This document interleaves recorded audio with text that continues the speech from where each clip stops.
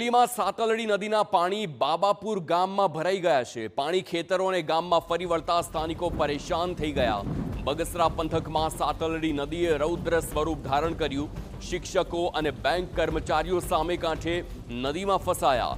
TV9ની ટીમે ગ્રાઉન્ડ પર પહોંચી સ્થિતિનો તાગ મેળવ્યો છે। તો આ સાતલડી ગામના દ્રશ્યો આપ જુઓ કે જાણે આખું ગામ બેટમાં ફેરવાયું હોય। નદીના પાણી જે પ્રકારે ગામમાં ઘૂસ્યા છે ને જ્યાં જુઓ ત્યાં અત્ર તત્ર સર્વત્ર પાણી જ પાણી જોવા મળી રહ્યું છે અને તેના કારણે શિક્ષકો બેંક કર્મચારીઓ પણ ફસાયેલા જોવા મળ્યા છે।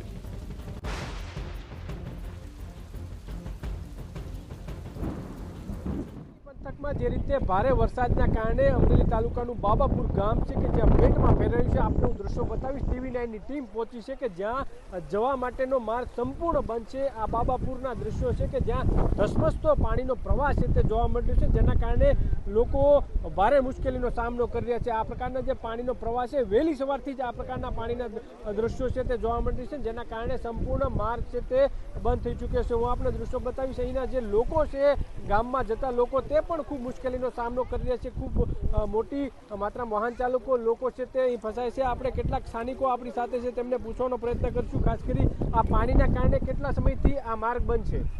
આ સવારે 6 વાગ્યાથી માર્ગ બંધ છે। અહીંયા દૂધ, દહીં કે જે રોજિંદા જીવન માટે જે જરૂરી વસ્તુ છે ના જઈ શકે ના આવી શકે। ગામના બંને તરફથી પાણી આવી ગયું છે, બરાબર।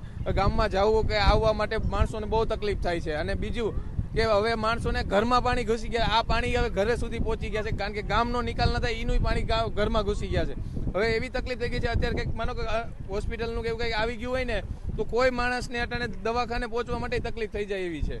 તો જે રીતે લોકો મુશ્કેલીનો સામનો કરી રહ્યા છે, સતત અહીં લોકોને બાબાપુર ગામ જવું છે, પરંતુ આ પાણીના કારણે જઈ શકતા નથી। આપણી સાથે અન્ય પણ એક વ્યક્તિ છે। તમારે ક્યાંથી ક્યાં જવું છે અને કેટલા સમયથી આ ફસાય છો?